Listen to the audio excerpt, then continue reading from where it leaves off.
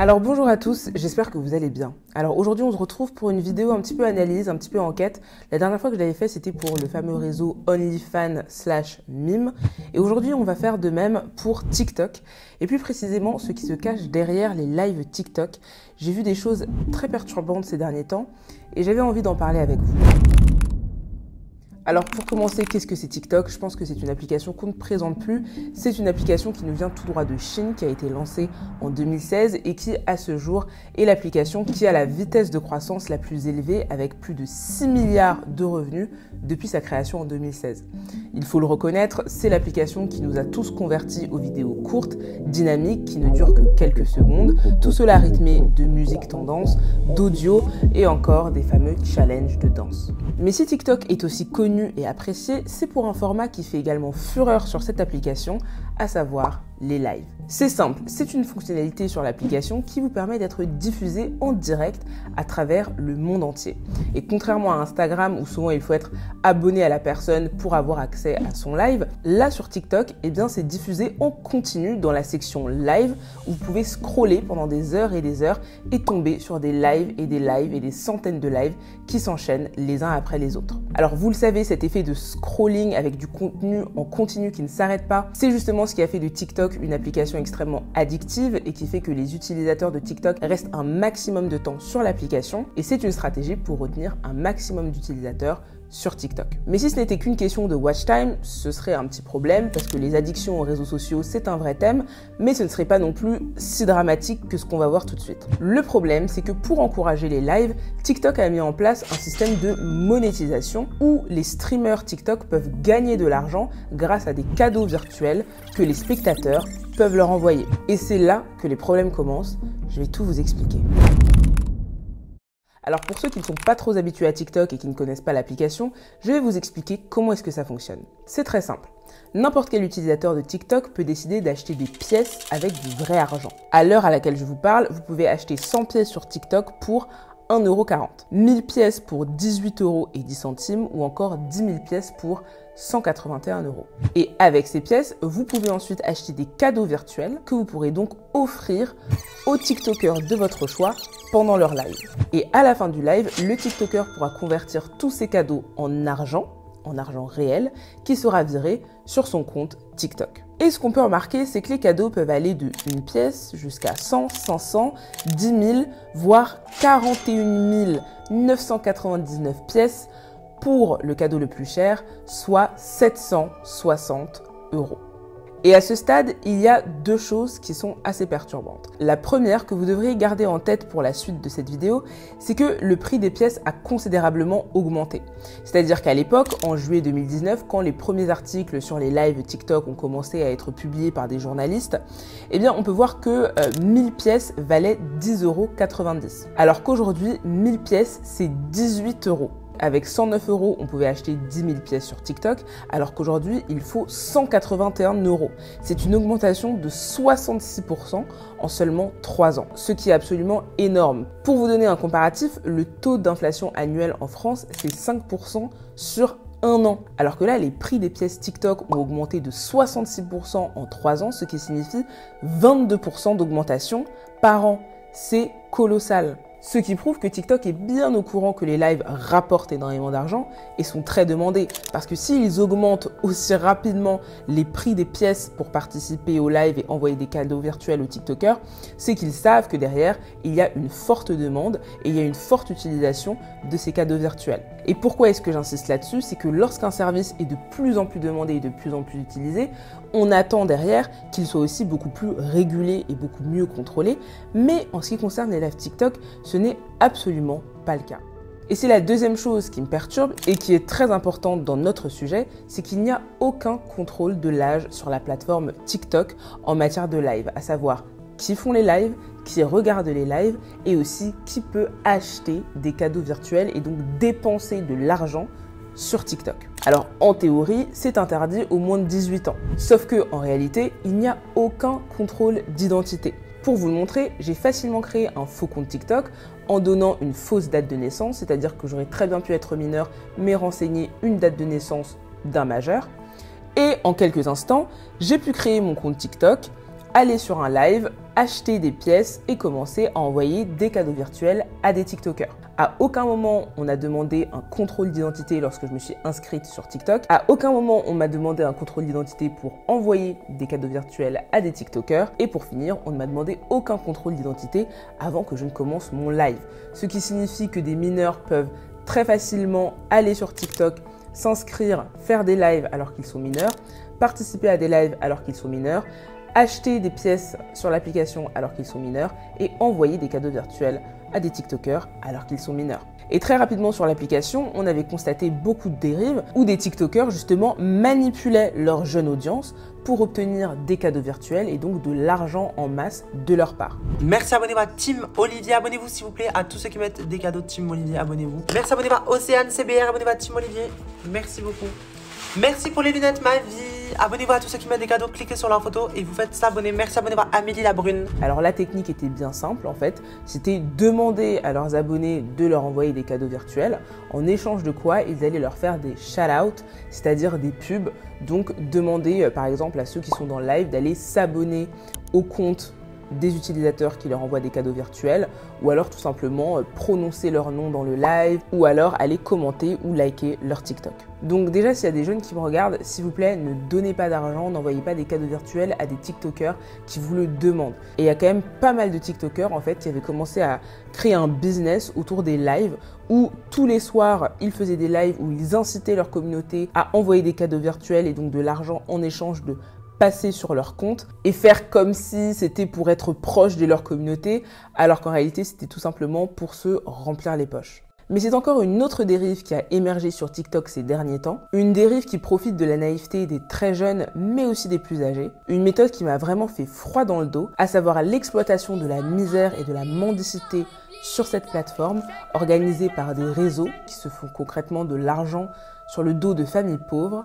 Et accrochez-vous car TikTok prend sa part également.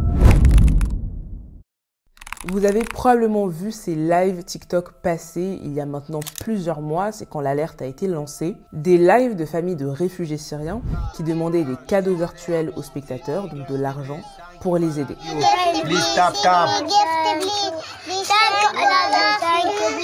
Dans ces lives qui pouvaient durer plusieurs heures, on voyait des familles démunies, assises par terre pendant des heures, en train de répéter les mêmes phrases « Send me gift », ce qui signifie en français « Envoyez-moi des cadeaux, envoyez-moi de l'argent ». Alors bien évidemment, nombreux sont ceux qui ont donné des cadeaux virtuels en pensant faire une bonne action, alors qu'en réalité derrière se cachait tout un business sombre où les familles finalement ne touchaient en réalité qu'un très faible pourcentage des revenus engrangés par ces lives. BBC eux-mêmes ont lancé une enquête autour de ce sujet grave et c'est pour ça qu'on parle d'exploitation de la misère sur TikTok. Pour vous expliquer le schéma, vous avez remarqué, la plupart de ces familles réalisaient des lives TikTok avec des iPhones ou des Android dernière génération. Et là, vous allez me poser la question, comment se fait-il que des familles démunies puissent avoir les moyens d'avoir des iPhones ou des Samsung dernière génération et une connexion Wi-Fi alors qu'ils sont dans des camps de réfugiés ? Eh bien, la réponse, c'est que justement, ce n'est pas leur téléphone. Et ce n'est pas eux qui ont acheté des SIM et ce n'est pas eux qui payent leur connexion Internet. Ce sont en réalité des intermédiaires appelés middlemen qui leur donnent des téléphones avec une connexion Internet pour que les familles réalisent des lives TikTok pendant toute la journée pour ensuite récupérer une grosse partie des profits réalisés. Et ces intermédiaires, tout comme dans un réseau de mendicité, leur dictent une manière de faire. Desperate circumstances suddenly have the phones, internet and TikTok accounts to go live. TikTok is creating and enabling an ecosystem that runs on the exploitation of people's suffering. Comme vous pouvez le voir, ils sont toujours assis par terre, avec souvent des enfants pour attirer encore plus la pitié, et ils répètent sans cesse les mêmes mots qu'on leur a appris, « Send me gift », donc « donnez-moi des cadeaux », Send me gift.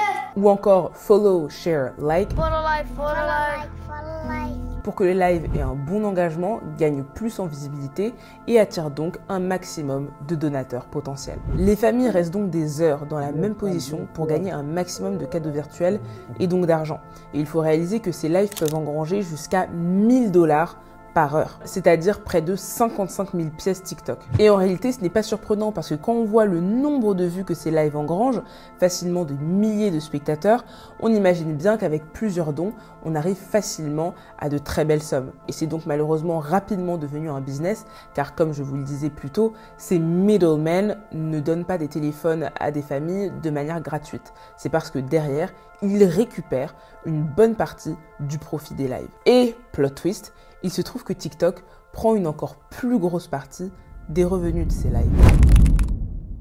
En effet, la règle voudrait que TikTok prenne 50% normalement de commission dans les lives. C'est-à-dire que si par exemple vous avez gagné 1 000 $ de cadeaux virtuels, normalement TikTok va récupérer la moitié, c'est-à-dire 500 $, et vous allez être crédité de 500 $ sur votre compte TikTok personnel. Sauf qu'en réalité, l'enquête que BBC a menée a démontré que justement, sur ces lives de réfugiés syriens, l'application TikTok ne prenait pas 50%, mais près de 70% de commission. From our $106, TikTok took $73. That's almost 70%.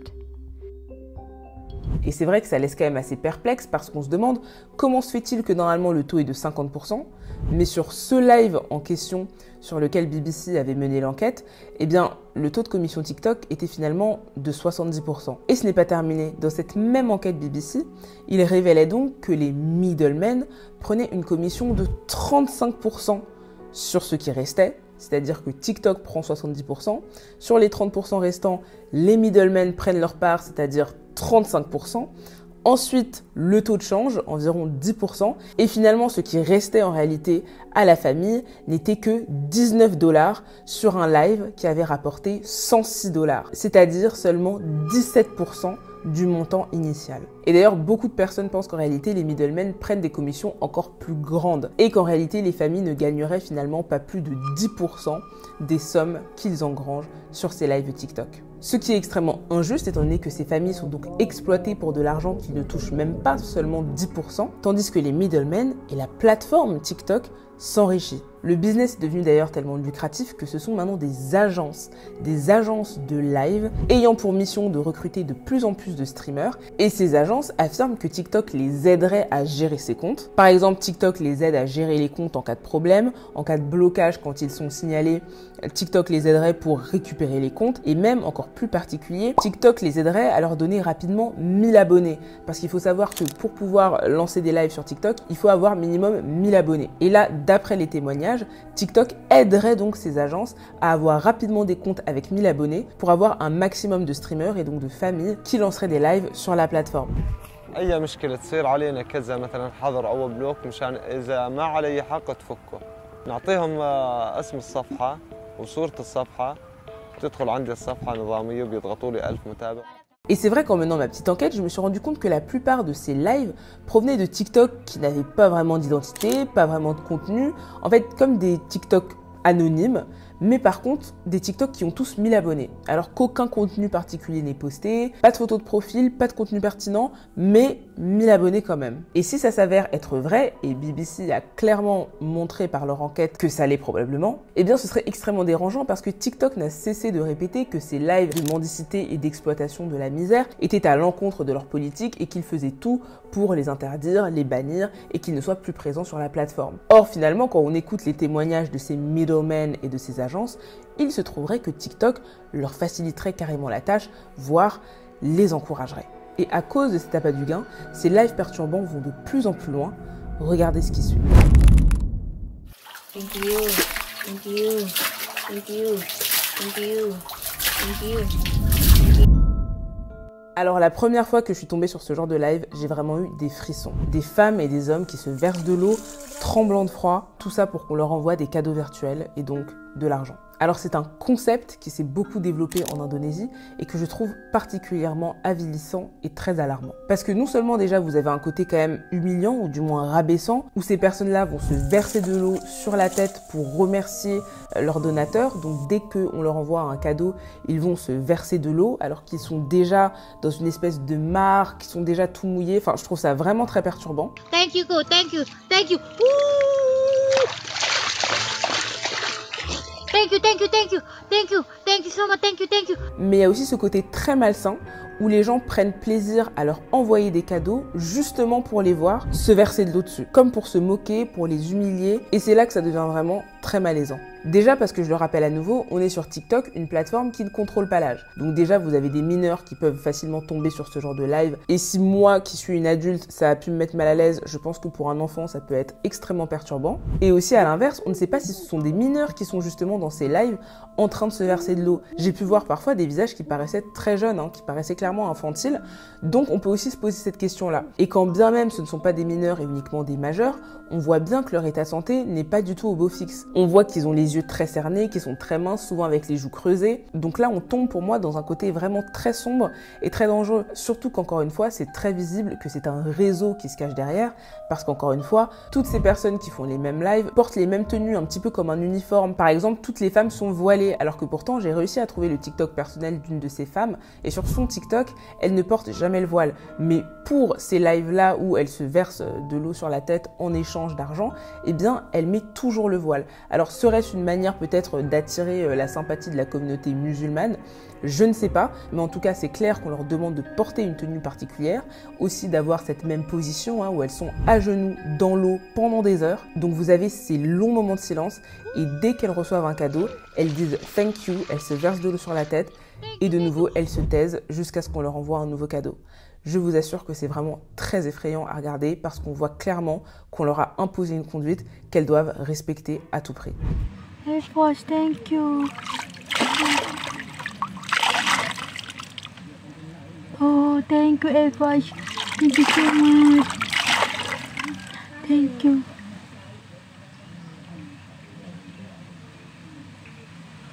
Et d'ailleurs, clairement, encore une fois, sur la plupart de ces lives, quand j'ai cliqué sur le TikTok qui émettait le live, ce n'était jamais leur TikTok personnel. C'était toujours un TikTok sans identité, sans contenu, mais toujours comme par hasard avec plus de 1000 abonnés. Et ça, c'est clairement le TikTok des agences qui recrutent ces jeunes femmes, ces jeunes hommes, pour ensuite exploiter leur misère et exploiter leur mendicité. Et donc c'est là où pour moi on tombe vraiment dans quelque chose de très dangereux parce que c'est plus seulement pour moi de l'exploitation de la mendicité, ça va encore plus loin, on tombe dans ce côté très sombre des lives de contrôle où en échange d'argent, on oblige la personne qui fait le live à faire quelque chose. Donc là en l'occurrence à se verser de l'eau sur la tête. Et ce qui est extrêmement alarmant, c'est que ce concept de live control, ça provient tout droit du monde de la pornographie avec le fameux cybersexe ou encore le cyberonanisme. Et on peut donc se poser la question sur où exactement ces lives vont finir par aller.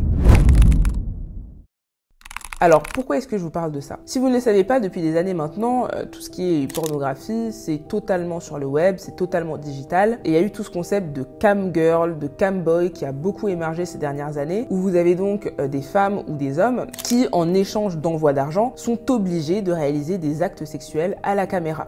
C'est-à-dire que par exemple, si un spectateur leur envoie, je ne sais pas, 10 ou 20 pièces, la cam girl est obligée de se déshabiller. Et puis, en fonction du montant, par exemple, si on envoie 100 à 200 pièces, elle va devoir utiliser un objet, elle va devoir réaliser des actes sexuels de plus en plus provocants et de plus en plus pornographiques. Et donc si sur TikTok aujourd'hui ce genre de live ne sont pas autorisés et normalement sont automatiquement ban et signalés, eh bien des concepts très similaires sont quand même en train de voir le jour. J'ai pu voir par exemple ce genre de live control où vous avez des jeunes filles asiatiques sur un lit, dans des chambres un peu sordides avec des crânes en décoration et où vous avez un panneau où est affiché tout ce qu'elles doivent faire en échange des cadeaux virtuels. Donc par exemple, c'est marqué que si vous envoyez une fleur, eh bien la fille est obligée de se réveiller. Et effectivement, quand un spectateur a envoyé une fleur, on pouvait entendre une alarme qui criait « wake up », donc réveille-toi, dans toute la pièce, jusqu'à ce que la fille se réveille. Puis ensuite, elle retournait dans son lit pour s'endormir, jusqu'à ce qu'une autre personne lui demande de commettre un acte qui est de se réveiller, de crier ou que sais-je. Wake up! Wake up! Now!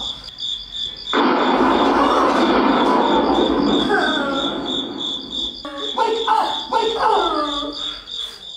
Je vais pas vous mentir, j'ai trouvé ça extrêmement effrayant. J'avais vraiment l'impression de regarder un épisode de Black Mirror où on est obligé d'obéir à des ordres en échange d'argent. Et c'est pour ça qu'il y a deux choses très importantes à ce sujet, c'est que de un, je vous parle de ça parce que sur TikTok, on sait très bien qu'il y a déjà eu beaucoup de problèmes par rapport à l'hypersexualisation et des contenus qui n'étaient pas du tout adaptés à une plateforme où il y a, je le rappelle, des mineurs. Donc quand on sait à quel point TikTok a déjà été épinglé et critiqué pour leur manque de contrôle vis-à-vis de ces sujets-là, je trouve ça quand même très inquiétant de voir de plus en plus de live contrôle où on oblige telle personne à commettre tel acte en échange de cadeaux virtuels. Et j'ai bien peur qu'avec le temps, il y ait des concepts de plus en plus sombres et où les demandes en fait des spectateurs deviennent de plus en plus érotiques ou en tout cas de plus en plus violentes. Et donc le deuxième problème, encore une fois, on revient finalement à la même problématique, c'est qu'il n'y a pas de contrôle d'âge. C'est-à-dire que non seulement on ne sait pas si des mineurs peuvent tomber sur ces lives qui peuvent encore une fois être très perturbants, mais aussi on ne sait pas si ces jeunes filles asiatiques par exemple qui sont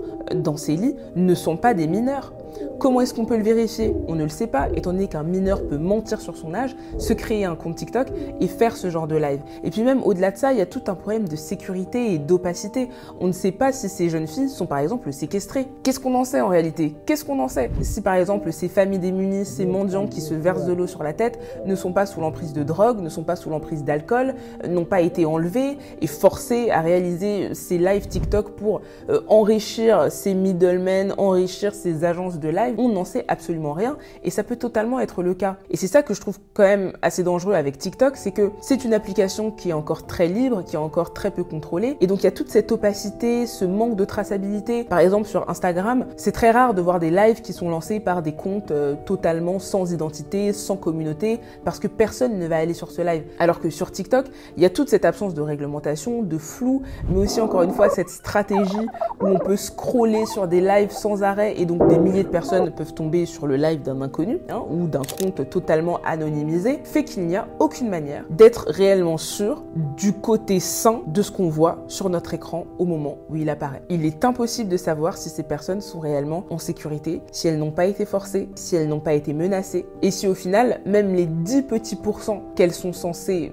au moins récupérer, on ne sait même pas s'ils les récupèrent vraiment à la fin. C'est fort probable également qu'en réalité les middlemen ou les agences récupèrent la totalité de ce qui reste après que TikTok ait pris leur commission. Il n'y a aucune possibilité de vérifier tout ça et c'est tout ce côté aléatoire, flou et totalement incontrôlé qui est extrêmement dangereux. Alors bien évidemment, la question qu'on peut se poser pour clôturer cette vidéo, c'est que fait TikTok ou en tout cas, qu'est-ce que nous, on peut faire? Alors déjà, depuis l'enquête de la BBC, TikTok a confirmé à plusieurs reprises qu'il faisait tout pour que ces lives n'existent plus, qu'il condamnait ces lives qui étaient à l'encontre de leur politique. Mais comme vous avez pu le voir, ces lives continuent à pulluler et tous les jours, je vois ces lives dans mes recommandations. Ce qui signifie que l'algorithme TikTok a conscience que j'ai regardé ces lives pour mon enquête. Ils se disent donc que j'ai envie d'en voir plus et ils m'en propose encore plus. Et c'est ça qui est extrêmement bizarre parce que si justement TikTok voulait vraiment bannir ces lives et faire en sorte qu'ils n'existent pas sur cette plateforme, eh bien j'ai du mal à comprendre comment ça se fait que l'algorithme m'en propose encore plus. Alors que justement l'algorithme devrait les détecter et donc au lieu de me les proposer, les supprimer. Mais non, au contraire, là l'algorithme m'en propose encore plus. Alors que TikTok prétend interdire ces lives. Bizarre. Mais en tout cas, nous, qu'est-ce qu'on peut faire? Finalement, pas grand-chose, si ce n'est en tout cas de ne pas envoyer de cadeaux virtuels dans ces lives parce que, comme vous l'aurez compris, derrière se cachent en réalité des réseaux qui récupèrent la majorité, si ce n'est la totalité, des revenus engrangés par ces familles, par ces personnes qui sont donc exploitées pour leur misère et qui restent encore plus dans la misère. Forcées, encore une fois, je le rappelle, à réaliser des lives dans des conditions que je juge inacceptables, c'est-à-dire que ce soit les familles de réfugiés syriennes qui doivent rester assises pendant des heures dans la même position à mendier, ou ces jeunes femmes, ces jeunes hommes à se verser de l'eau pendant des heures et des heures sur la tête, ou encore ces jeunes filles asiatiques qui sont soumises aux demandes un peu sordides de leurs spectateurs, c'est extrêmement problématique. C'est totalement malsain et déshumanisant. Et très questionnable quand on réalise que derrière, ceux qui s'enrichissent, ce sont les agences et la plateforme TikTok.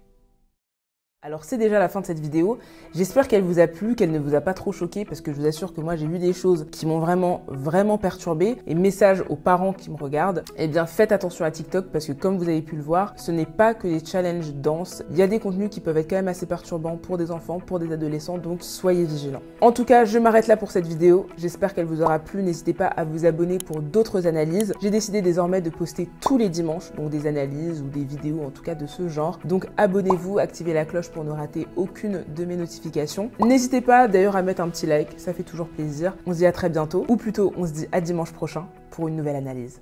Bye guys!